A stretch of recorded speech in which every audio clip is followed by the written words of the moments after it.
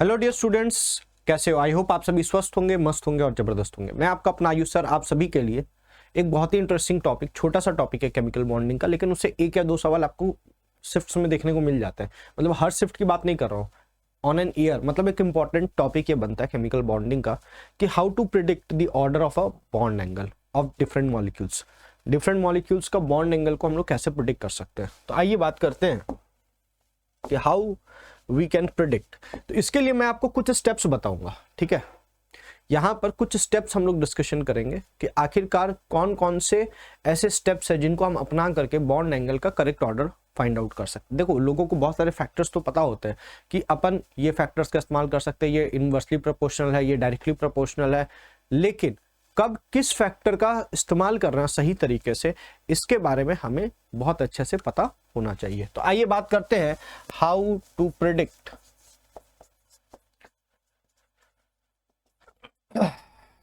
The bond angle, how to predict the bond angle of the molecule.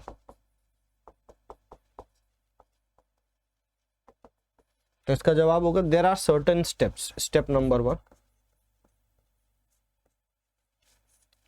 सबसे पहले आपको क्या देखना है, उसका स्ट्रक्चर निकालने आना चाहिए। और स्ट्रक्चर कैसे निकालते हैं इसके बारे में हम लोगों ने टॉपिक मेनिया में एक वीडियो बना रखा है। अगर आप उस वीडियो को नहीं देखे हैं तो मैं डिस्क्रिप्शन बॉक्स में उसका लिंक दे दूंगा या आई बटन पर लिंक दे दूंगा, आप उस पर जाकर के उस वीडियो को देख सकते हैं, ठीक है। स्टेप 1 है स्ट्रक्चर।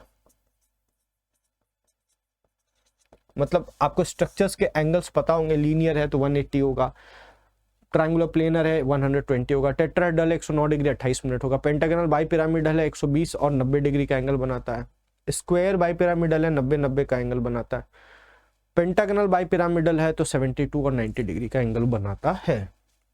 तो ये तो बात हो गई स्ट्रक्चर की। वहीं अगर मैं स्टेप 2 का बात करूं, कि ठीक है स्टेप 1 तो स्ट्रक्चर का हो गया, बात करते स्टेप 2। मान लीजिए स्ट्रक्चर सेम हो जाता है, तब क्या करें? तो आपको देखना है लोन पेयर्स। आपको क्या देखना है? लोन पेयर, ठीक। लोन पेयर जितना ज्यादा होगा, लोन पेयर्स के नंबर ऑफ लोन पेयर्स जितना ज्यादा होगा, बॉन्ड एंगल उतना कम होता चला जाता है। बॉन्ड एंगल उतना कम होता चला जाता है।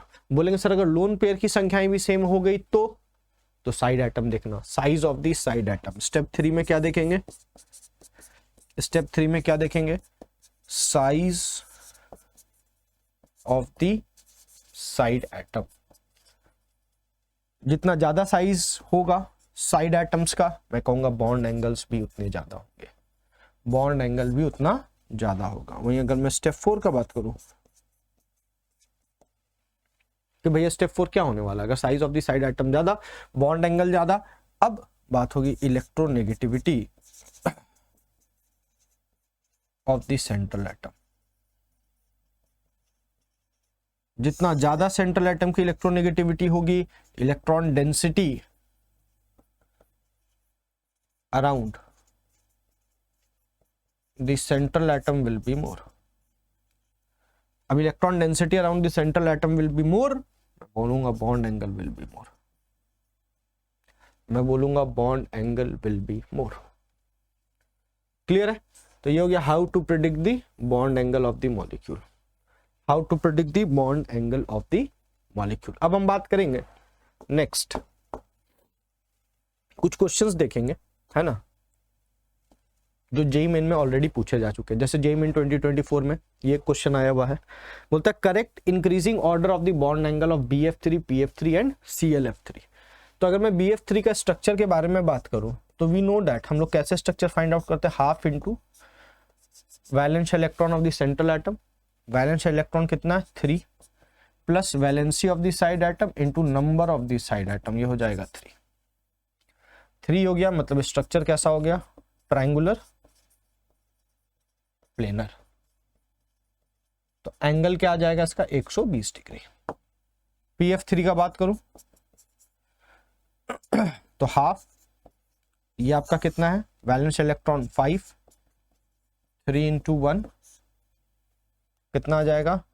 8 डिवाइडेड बाई 2 आ जाएगा 4। स्ट्रक्चर हो जाएगा टेट्राहेड्रल। स्टेप 1 में यहाँ काम होता हुआ नजर आ रहा है। 109 डिग्री 28 मिनट। वहीं अगर मेरे से कोई पूछेगा ClF3, तो ClF3 में आपका क्या होगा, हो जाएगा हाफ, 7 + 3 × 1, आंसर हो जाएगा 5। अब ClF3 को रखेंगे कहां पर, ये एक यहां पर मजेदार सा क्वेश्चन निकल करके आता है। तो आपको पता है ClF3 में 2 आपके क्या हो जाएंगे, लोन पेयर, 3 आपके क्या हो जाएंगे, बॉन्ड पेयर। लोन पेयर को कहां रखेंगे, इक्वेटोरियल पोजीशन में, और इनके बीच में एंगल कितना का बन रहा है, 90 डिग्री का। मतलब यहाँ एंगल कितने का, 90, 120 वाला एंगल पे, और फ्लोरीन के बॉन्ड्स प्रेजेंट है ही नहीं। तो सबसे ज्यादा किसका होगा, BF3 का, सबसे ज्यादा BF3 का, फिर PF3 का, और फिर ClF3 का। ऑप्शन सी आपका क्या हो जाएगा, करेक्ट। तो बहुत बार क्या होता है, आप यहाँ प्रिडिक्ट नहीं कर पा रहे, क्यों, क्योंकि यहाँ पर स्ट्रक्चर बन रहा है TBP, और यहाँ दोनों प्रकार के बॉन्ड्स प्रेजेंट है, बॉन्ड एंगल 120 भी और 90 डिग्री भी, दोनों प्रकार के बॉन्ड एंगल्स यहाँ पर प्रेजेंट है। Is it clear? Next, there are 2 statements. बहुत बार क्या होता है, डायरेक्टली आपको बॉन्ड एंगल का ऑर्डर नहीं पूछता, indirectly in the form of statements आपके सामने सवाल आ जाता है। तो देखिए SO2 and H2O both are V shaped, obviously 6। अब मैं बोला हूँ साइड एटम अगर ऑक्सीजन है तो उसका हम लोग वैलेंसी नहीं लेते हैं, या तो वैलेंसी वहां ले लो, फिर नंबर ऑफ पाई बॉन्ड्स को माइनस सब्ट्रैक्ट करो, तो उससे बढ़िया लो ही मत। मैंने इसका ट्रिक आपको पहले बता रखा, 3, मतलब इसका स्ट्रक्चर क्या आ रहा है, ट्रायंगुलर प्लेनर, ट्रायंगुलर प्लेनर, जिसमें 2 बॉन्ड पेयर है और 1 लोन पेयर है। मतलब the structure will be like this. वहीं H2O का बात करूं तो अब यहां सेंट्रल एटम कौन हो गया, ऑक्सीजन। ऑक्सीजन का वैलेंस इलेक्ट्रॉन हो गया 6 + 2 × 1, आंसर आ गया 4। ये हो गया O, इधर हो गया H, इधर हो गया H। अब यहां पर ध्यान से देखिए, दोनों का शेप क्या है, वी शेप ही है। दोनों का शेप क्या है, वी शेप ही है। मतलब स्टेटमेंट 1 तो करेक्ट है। बोलता है the bond angle of SO2 is less than, भैया यहाँ 120 डिग्री का एंगल बन रहा है, यहाँ लेस देन, यहाँ बॉन्ड एंगल लेस देन होगा, वो भी 109 डिग्री 28 मिनट से। क्यों, लोन पेयर्स आ गए।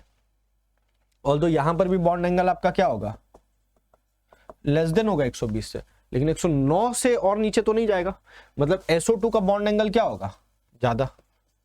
मतलब bond angle of SO2 will be greater than the bond angle of H2O। ठीक है, तो स्टेटमेंट 1 करेक्ट है, स्टेटमेंट 2 इनकरेक्ट है। तो क्या बोलते हैं, statement 1 is correct, statement 2 is incorrect. Option C क्या हो जाएगा आपका, सही। तो इसी प्रकार के आपको सवाल बॉन्ड एंगल से देखने को मिलेंगे। अगर आपको वीडियो पसंद आई हो, वीडियो को लाइक करें, चैनल को सब्सक्राइब करें, और ऐसे छोटे छोटे टॉपिक मेनिया के फॉर्म में हम आपके लिए और भी वीडियोस लाते रहेंगे, जो कि आपके एग्जाम के प्रिपरेशन के लिए बहुत इंपॉर्टेंट हो जाता है, क्योंकि एग्जाम टाइम में बहुत कम समय होता है और इंपॉर्टेंट टॉपिक्स को रिवाइज आप कर पाए। इसी के लिए हम लोग टॉपिक मेनिया का सीरीज आपके लिए लेकर के आ रहे हैं। चैनल को सब्सक्राइब करना ना भूलें। धन्यवाद।